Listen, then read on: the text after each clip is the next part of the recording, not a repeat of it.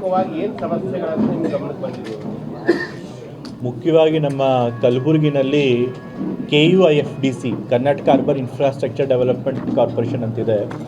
ಅದರೊಳಗಿಂದ ನಾವು ಕುಡಿಯೋ ನೀರಿಗೆ ಒಂದು ಕಾಮಗಾರಿ ತೆಗೆದುಕೊಂಡಿದ್ದೀವಿ.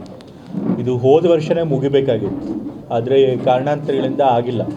ಸೊ ಈಗ ನೆಕ್ಸ್ಟು ಮಾರ್ಚ್ 2027ನೇ ಇಸ್ವಿ, ಮಾರ್ಚ್ ಅಲ್ಲ ಅಥವಾ ಜೂನ್ 2027ನೇ ಇಸ್ವಿಗೆ ಮುಗಿಯೋದಕ್ಕೆ ಅಂತ ಹೇಳಿ ಟೈಮ್ ಲಿಮಿಟ್ ಕೊಟ್ಟಿದ್ದಾರೆ. ಅಷ್ಟರೊಳಗೆ ಮುಗ್ಸೋಕ್ಕೆ ಹೇಳಿದ್ದೀವಿ. ಸೊ ಕುಡಿಯೋ ನೀರಿನ ಸಮಸ್ಯೆ ಇದೆ. ಮತ್ತು ಕುಡಿಯೋ ನೀರಿನ ಈ ಕಾಮಗಾರಿಗೆ ಏನು ನಡೀತಿದೆ ಅದು ಪೂರ್ಣ ಆದರೂ ಕೂಡ 100% ಎಲ್ಲ ಮನೆಗಳಿಗೂ ಸಿಗೋದಿಲ್ಲ. ಇನ್ನೊಂದಷ್ಟು ಜನದ ಕೈ ಬಿಟ್ಟು ಹೋಗಿದೆ. ಸೊ ಅದನ್ನು ಕೂಡ ಈಗ ನಮ್ಮ ಸರ್ಕಾರ 1850 ಕೋಟಿಲಿ ನಾರಾಯಣಪುರ ಡ್ಯಾಮಿಂದ ನೀರು ತರೋ ಕಾರ್ಯಕ್ರಮದಲ್ಲಿ ಮನೆಗಳಿಗೂ ಕೂಡ ನೀರು ಸೇರಿಸೋದು ಸೇರಿದೆ. ಅದಕ್ಕೆ 205 ಕೋಟಿ ಬೇಕಾಗುತ್ತೆ, ಅದನ್ನು ಕೂಡ ಸೇರಿಸಿದೆ. ಸೊ ಈ ಎರಡೂ ಕಾಮಗಾರಿಗಳಾದರೆ ಕಲಬುರಗಿಯಲ್ಲಿ 100% ಎಲ್ಲರ ಮನೆಗಳಿಗೂ ಕೂಡ ನಾವು ಕುಡಿಯೋ ನೀರು ಸೌಲಭ್ಯ ಕಲ್ಪಿಸೋದು ಸಾಧ್ಯ. ಅದಲ್ಲದೆ ಬಹಳಷ್ಟು ಸಮಸ್ಯೆಗಳಿದೆ. UGD ಎಲ್ಲ ಭಾಳ 30-40 ವರ್ಷಗಳ ಹಳೇದಾಗಿದೆ ಅಂತ ಶಾಸಕರು ಹೇಳಿದ್ದಾರೆ. ಸೊ UGD ಕೂಡ ಹೊಸದಾಗಿ ಪೈಪ್ಲೈನ್ ಹಾಕಿಸ್ಬೇಕಾಗತ್ತೆ, ಅದಕ್ಕೂ ಹಣ ಹೊಂದಿಸಬೇಕಾಗಿದೆ. 700 ಕೋಟಿ ಬೇಕಿದೆ ಅಂತ ಹೇಳಿದ್ದಾರೆ. ಸೊ ಆ ಸಮಸ್ಯೆ ಇದೆ. ಅದಲ್ಲದೆ ಮತ್ತು ಆನ್ಗೋಯಿಂಗ್ ಕಾಮಗಾರಿಗಳು ಯಾವುದ್ಯಾವುದಿದೆ ಅದ್ರ ಬಗ್ಗೆ ಎಲ್ಲ ತಿಳ್ಕೊಂಡಿದ್ದೀನಿ, ಮಾಹಿತಿ ತೊಗೊಂಡಿದ್ದೀನಿ. ಅದನ್ನು ಬೇಗ ಮುಗಿಸೋದಕ್ಕೆ ಸೂಚನೆಗಳನ್ನು ಕೂಡ ಕೊಟ್ಟಿದ್ದಾರೆ.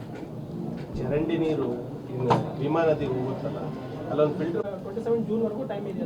ಅಲ್ಲಿವರೆಗೂ ಏನು ಕ್ರಮ ಕೈಗೊಳ್ತೀರಿ ಸರ್? ನೀರಿದ್ದು ಈಗ ಸದ್ಯಕ್ಕಂತೂ ಬರೋ ಪರಿಸ್ಥಿತಿ ಇದೆ, ಬೇರೆ ವಿಷಯ. ಅಪಾರ್ಟ್ ಫ್ರಮ್ ದ್ಯಾಟ್ ಏನು ಈಗ ಇನ್ನೇನು ಕ್ರಮ ತೆಗೆದುಕೊಳ್ಬೋದು ಹೇಳಿ? ಇವಾಗ ನಾವು ಬರ ಪರಿಸ್ಥಿತಿಯಲ್ಲಿ ಒಂದು ಟ್ಯಾಂಕರ್ಗಳಿಂದ ನೀರು ಸಪ್ಲೈ ಮಾಡ್ಬೋದು. ಈಗ ಆಗ್ತಿರೋ ಕಾಮಗಾರಿ ಸಮರ್ಪಕವಾಗಿ ಸರಿಯಾದ ಸಮಯಕ್ಕೆ ಆಗೋಂಗೆ ನೋಡ್ಕೊಳ್ಬೇಕು. ಅದನ್ನು ಅಧಿಕಾರಿಗಳಿಗೆ ಜವಾಬ್ದಾರಿ ಕೊಟ್ಟಿದ್ದೀನಿ. ಮಾಡಲ್ಲ ಅಂತಂತಂದರೆ L&T ಅವ್ರ ಮೇಲೂ ಕ್ರಮ ತೆಗೆದುಕೊಳ್ತೇವೆ ಮತ್ತು ಅಧಿಕಾರಿಗಳ ಮೇಲೂ ಕ್ರಮ ತಗೋತೀವಿ ಅಂತ ಸೂಚನೆ ಕೊಟ್ಟಿದ್ದೀನಿ. ಇದಲ್ಲದೆ ಇನ್ನೇನು ಬೇಕು ಮಾಡ್ಬೋದು ಹೇಳಿ, ಅದನ್ನು ಕೂಡ ಮಾಡಿಸೋಣ. ಹೆಚ್ಚುವರಿ ನೀರು ಕೇಳ್ತೀರಾ? ಅಂದರೆ ಈಗ ನಮ್ಮ ಕಲಬುರಗಿ ಪಾಲಿಕೆಗೆ TLC ಕೇಳಿದ್ದು ನಾರಾಯಣಪುರದಿಂದ, ಅದು ಬೇಗ ಮುಗಿದೋಯ್ತು. ಈಗ ಹೆಚ್ಚುವರಿಯಾಗಿ 2.0 ಐ ಥಿಂಕ್ 0. ಈಗ ನಾನು ಹೇಳಿದ್ನಲ್ಲ, 1850 ಕೋಟಿದು ನಾರಾಯಣಪುರದಿಂದ ಎಲ್ಲಿಗೆ ಯಾವ ರಿಸರ್ವರ್?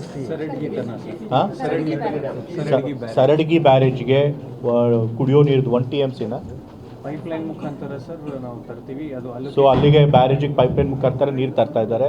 ಅದು ಬಂದರೆ ನಿಮಗೆ ಕುಡಿಯೋ ನೀರಿನ ಸಮಸ್ಯೆ ಹೆಚ್ಚು ನೀರಿಗೆ ಸಾಧ್ಯ ಆಗುತ್ತೆ. Okay, thank you. ಪ್ಲೀಸ್.